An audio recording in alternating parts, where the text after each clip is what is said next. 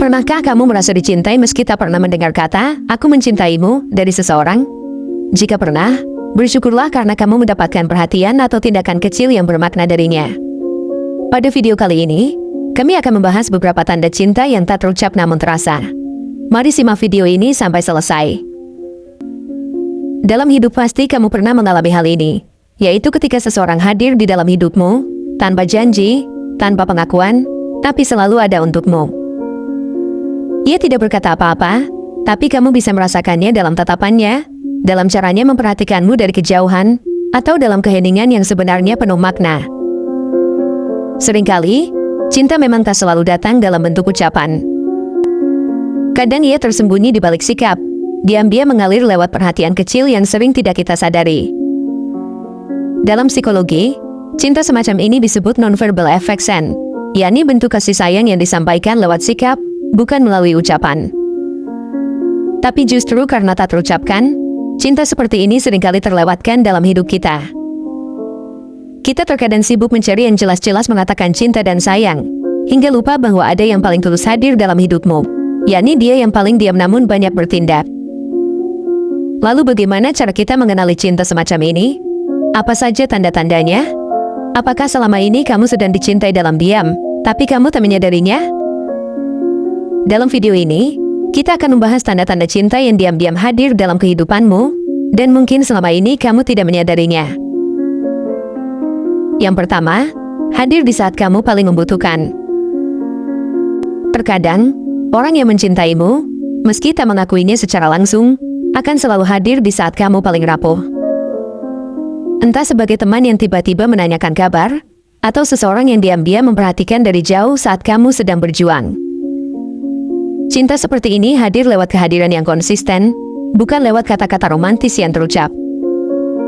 Secara psikologis, ini berkaitan dengan kebutuhan emosional dasar manusia, yakni attachment atau kelekatan.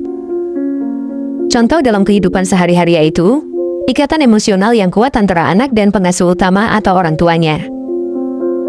Kita akan cenderung hadir bagi orang yang secara emosional terhubung dengan kita, walau hubungan itu tidak berstatus.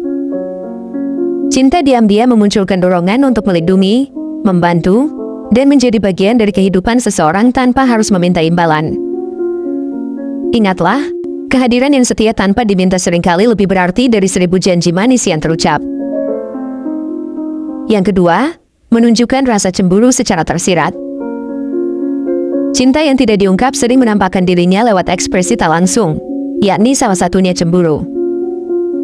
Cemburu seperti ini biasanya bukan dalam bentuk marah atau posesif, tetapi dalam ekspresi wajah yang berubah, sikap yang mendadak dingin, atau pertanyaan kecil yang sebenarnya menyimpan rasa takut kehilangan.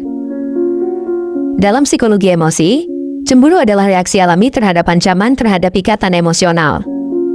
Bahkan cinta yang tidak diakui tetap memiliki potensi cemburu karena rasa memiliki secara emosional sudah terbentuk, meskipun tidak diikat oleh hubungan resmi.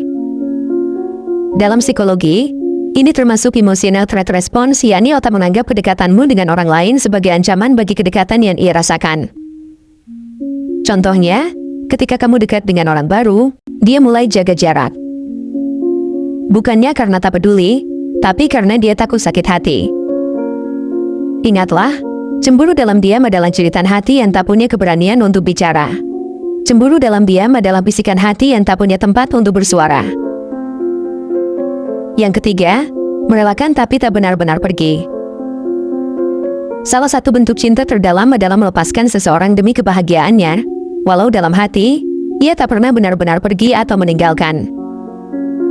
Dia mungkin mendukung pilihanmu, tersenyum melihatmu bahagia dengan orang lain, tetapi jauh di dalam hatinya, ada rasa kehilangan yang ia simpan sendiri. Contohnya, dia mungkin mengucapkan selamat saat kamu dekat dengan orang lain, tapi tak ada yang tahu bahwa malam itu dia menangis sendiri. Fenomena ini dalam psikologi disebut altruistic love, yaitu cinta yang berfokus pada kesejahteraan orang lain, meskipun itu berarti menahan sakit bagi dirinya sendiri. Cinta ini tidak menuntut, hanya ingin melihat orang yang dicintainya bahagia, walau tanpa dirinya di sisi. Baginya, cinta paling murni adalah ketika kamu bahagia, meski bukan dia alasannya. Yang keempat, mengingat hal-hal kecil tentangmu.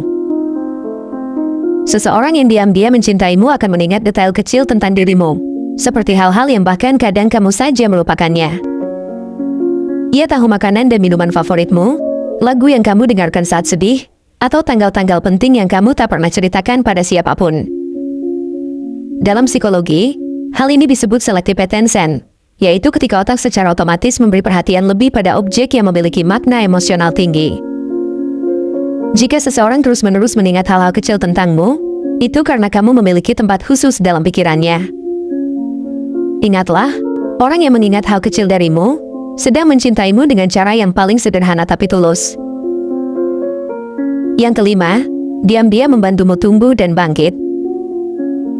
Cinta yang tak terucap tidaklah selalu pasif. Ada yang menunjukkan cintanya dengan diam-diam mendorongmu untuk menjadi lebih baik.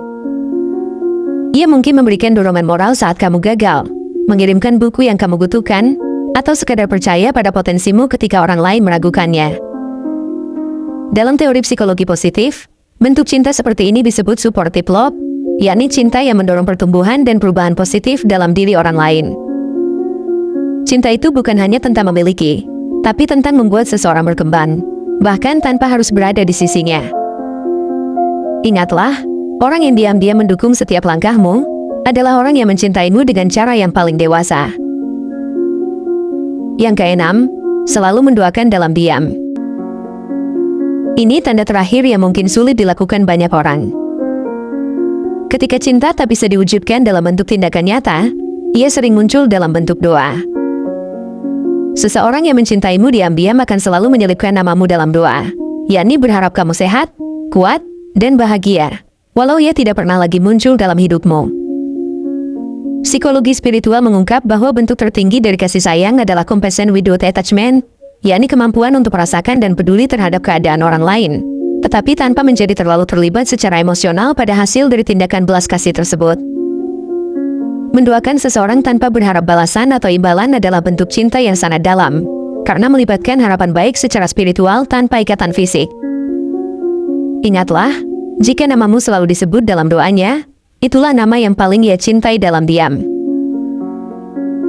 Perlu diingat, cinta tidak selalu harus diungkapkan lewat kata-kata. Ia dapat hadir dalam bentuk sikap, kehadiran, atau perhatian kecil yang sering kita anggap remeh. Jika kamu merasa dicintai oleh seseorang tapi tak pernah mendengarnya secara langsung, mungkin kamu sedang berhadapan dengan cinta yang tak terucapkan, tapi nyata. Semoga video tadi bisa bermanfaat untuk kalian semua. Jangan lupa like dan subscribe, serta share ke teman atau media sosial. Sampai jumpa di video berikutnya.